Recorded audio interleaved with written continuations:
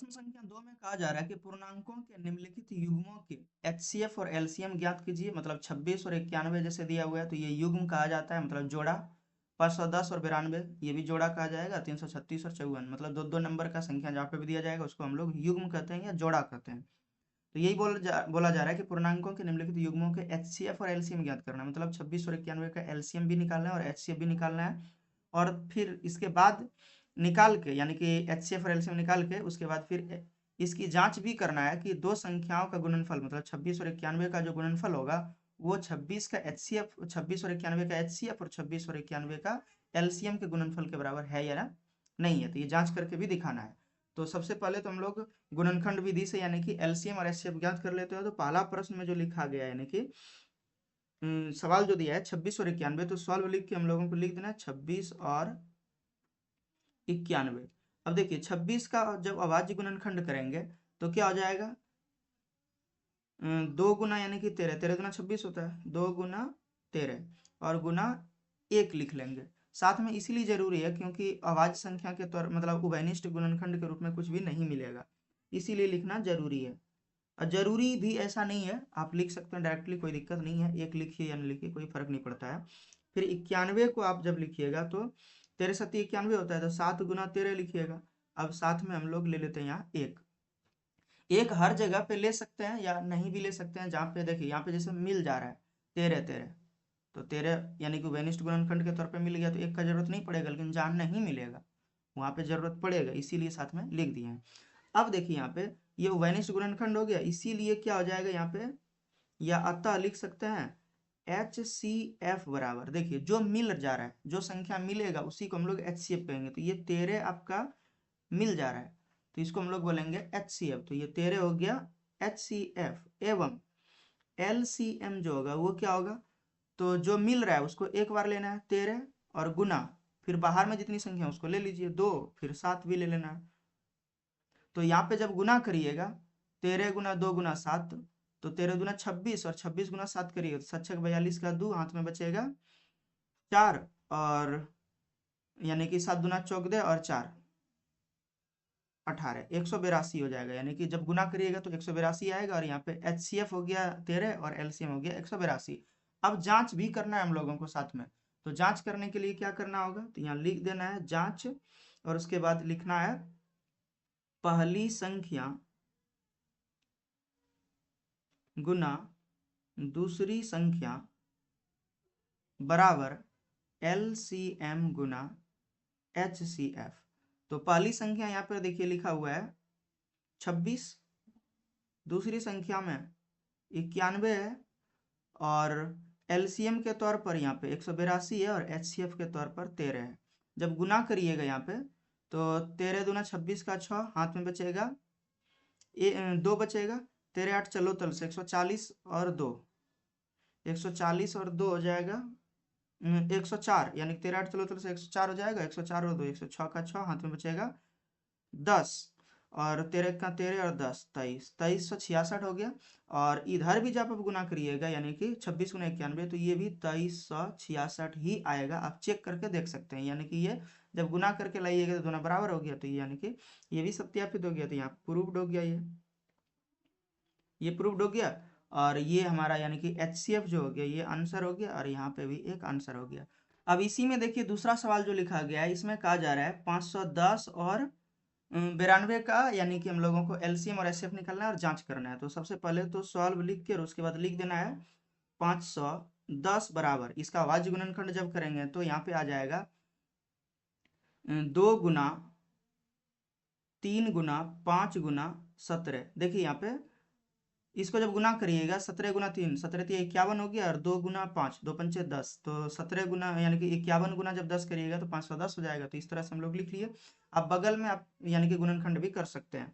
दूसरा हम लोगों के पास नंबर जो है तो एवं लिख के नंबर लिख देंगे, यानी कि 92। तो 92 को जब लिखेंगे तो 2 गुना 2 गुना 23 होगा, ये 23 दुना 46 दुना 92 हो जाता है। ठीक है, इसको हम लोग कुछ इस प्रकार से भी लिख सकते हैं 2 पर पावर 2 गुना 23।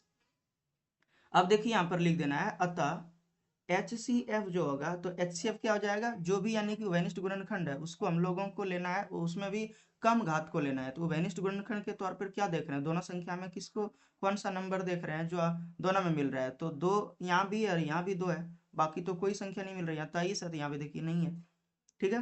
तो 2 को लिख लेना, और इसमें भी देखिए छोटा घात कौन है, यहाँ 2 पर पावर 2 है और यहाँ 2 पर पावर 1 है, तो 2 पर पावर 1 लेंगे, यानी कि HCF 2 ही हो गया।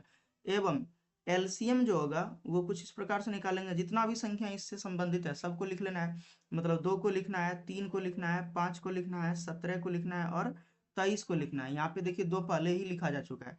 अब इसमें देखिए क्या होता है, एलसीएम में बड़ी घात को लेते हैं, मतलब 2 पर पावर यहाँ 1 है और यहाँ 2 पर पावर 2 है, तो 2 पर पावर 2 को लेंगे, 2 पर पावर 1 को नहीं लेंगे। बाकी सब तो यही है, एक ही बार आया है तो लिख देना है। अब गुना जब हम लोग करेंगे इसको, यानी कि 2 गुना 2 गुना 3 गुना 5 गुना 17 गुना 23 जब गुना करेंगे तो हमारे पास नंबर आएगा 23,460, यानी कि ये एलसीएम हो गया, ये एलसीएम और ये हो गया 2 एचसीएफ हो गया।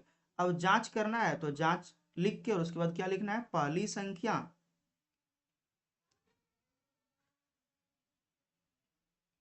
और गुना दूसरी संख्या बराबर एलसीएम गुना एचसीएफ लिख देना है। तो पहली संख्या आपके पास देखिए क्या दिया हुआ है, 510 दिया हुआ था, तो 510 लिखेंगे। दूसरी संख्या 92 है तो दूसरी संख्या को 92 लिखेंगे। फिर एलसीएम हमारे पास 23,460 आया और गुना एचसीएफ 2 आया। जब हम लोग 23,460 को गुना करेंगे 2 से तो 46,920 आएगा, और इधर भी जब 92 से 510 को गुना करिएगा तो यहाँ पे भी 46,920 ही आएगा। गुना करके आप चेक कर सकते हैं। तो ये हो गया यानी कि प्रूव्ड, एक तरीके से सत्यापन हो गया कि ये होता है, यानी कि पहली संख्या गुना दूसरी संख्या बराबर एलसीएम गुना एचसीएफ होता है। या आप ऐसे भी लिख सकते हैं कि अतः यहाँ पर पहली 2 संख्याओं का गुणनफल बराबर एलसीएम गुना एचसीएफ है। तो जो भी लिख सकते हैं, कोई तरह का दिक्कत इसमें नहीं होगा। हालांकि यहाँ पे भी ये सही है, कोई तरह का प्रॉब्लम नहीं होने वाला है। तो ये दूसरा प्रश्न भी बन गया। अब तीसरे प्रश्न को जब आप देखिएगा तो यहाँ पे देखिए 336 और 54 है, तो 336 और 54 को अब हम लोग बनाएंगे। तो 336 को और 54 को यहाँ पे लिख लेने के लिए, बनाने के लिए इसमें करना क्या है, सॉल्व लिख के और 336 और 54 को लिख लेना है। 336 एवं 54, तो 336 को जब हम लोग सॉल्व करेंगे तो क्या आएगा, यानी कि जब हम लोग विभाजित करेंगे तो बगल में विभाजित भी करके देख लेते हैं।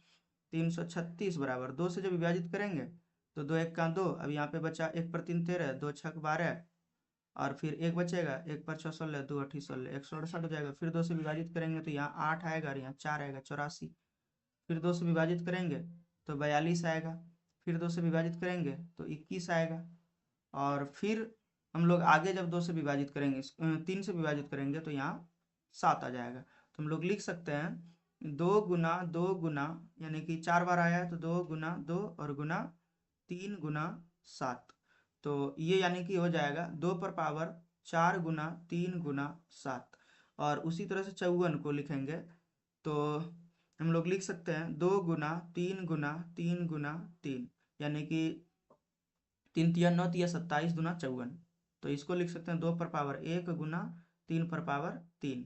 अब देखिए यहाँ पे लिख सकते हैं इसको इस प्रकार से कि एचसीएफ जब हम लोगों को ज्ञात करना होगा तो जो संख्या है उभयनिष्ठ जो संख्या है उसको लेना है। तो उभयनिष्ठ संख्या क्या है, दोनों में क्या मिल रहा है, 2 भी मिल रहा है दोनों में। देखिए 2 और 3 है, इसमें भी 2 और 3 है, तो 2 और 3 को लिख लेना है सबसे पहले। उसके बाद देखिए कि 2 का न्यूनतम घातांक क्या है, यहाँ तो 4 है और यहाँ 1 है, तो 1 वाले को लेंगे एचसीएफ में, और एलसीएम में ज्यादा वाले को लेते हैं। ठीक है, यहाँ 3 है और यहाँ 1 है, तो इस पर 1 लेना है, 3 को नहीं लेना है। ठीक है, तो ये हो गया 2 गुना 3, मतलब 2 तिया 6 हो गया। तो ये हो गया एक तरह से एचसीएफ हमारा आंसर हो गया। और उसी प्रकार से जब एलसीएम को निकालना होगा तो सेम यही प्रोसेस करेंगे थोड़ा अच्छे से। देखिए यहाँ पे जो भी संख्या संबद्ध संख्या सारे को लिखना है। सबसे पहले 2 को लिखना है, 3 को लिखना है और 7 को लिखना है। देखिए 2 3 और 7, यहाँ देखिए 2 था, यहाँ भी 2 था, 3 था और 7 था। इसके अलावा कोई नंबर ही दोनों में नहीं आया है। जो भी नंबर आया तो उसको लिख लेना, और उसके बाद फिर क्या करना है, 2 का अधिकतम घातांक देखिए कितना है, 4 है। 3 का अधिकतम घातांक कितना है, यहाँ 1 और यहाँ 3, तो 3 है, और 7 का 7 है ही। अब इसको हम लोग अगर सॉल्व करेंगे 2 गुना 2 गुना 2 गुना 2 और गुना 3 गुना 3 गुना 3 गुना 7, जब हम लोग गुना करेंगे तो इसका वैल्यू आ जाएगा टोटल गुना करके 3024। ठीक है, और HCF हमारा 6 हो गया। LCM हो गया हमारे पास 3024। अब हम लोगों को जांच करना है, तो जांच करने के लिए सबसे पहले हम लोगों को लिखना है यहाँ जांच, और लिख देना है सूत्र पहली संख्या गुना दूसरी संख्या बराबर LCM गुना HCF। तो पहली संख्या देखिए हमारे पास दिया हुआ था 336, लिख लेंगे। दूसरी संख्या दिया हुआ है 54, और LCM हमारे पास आया 3024 और HCF आया 6। जब गुना करेंगे तो 6 चौक 24 का 4, हाथ में बचेगा 2, 6 दूना 12 और 4 16 हो जाएगा। 12 और 4 16, 16 का 6, हाथ में बचेगा 1, और यहाँ गुना करेंगे तो 0 आएगा तो 1 ही हो जाएगा, और उसके बाद फिर 6 18, तो यानी कि 18 164 हो जाएगा। अच्छा यहाँ पे देखिए 6 चौक 24 हो गया, 24 का 4, हाथ में बचेगा 2, और 6 दूना 12 और 2 चौक दे होगा, यानी कि 18 144 हो जाएगा। इधर भी जब आप गुना करिएगा तो 18 144 ही आएगा, ये सत्यापित रहता है पहले से ही, तो ये प्रूव्ड हो गया। और ये हो गया आंसर, ये भी आंसर हो गया, यानी कि एक HCF आंसर हो गया, LCM आंसर हो गया, और एक यानी कि जांच हो गया। तो इस प्रकार से प्रश्न संख्या 2 हमारा सॉल्व होकर यानी कि खत्म हो जाता है। अब हम लोग प्रश्न संख्या 3 को बनाएंगे। अब इसी प्रश्न पर आधारित यानी कि 2 नंबर के इस सवाल पर आधारित कुछ यहाँ पे एग्जाम्पल दिए हुए हैं, 10 एग्जाम्पल है, उसको आप बना करके प्रैक्टिस कर सकते हैं। आपका अच्छा यानी कि एक तरह से बोल सकते हैं यानी कि प्रैक्टिस हो जाएगा।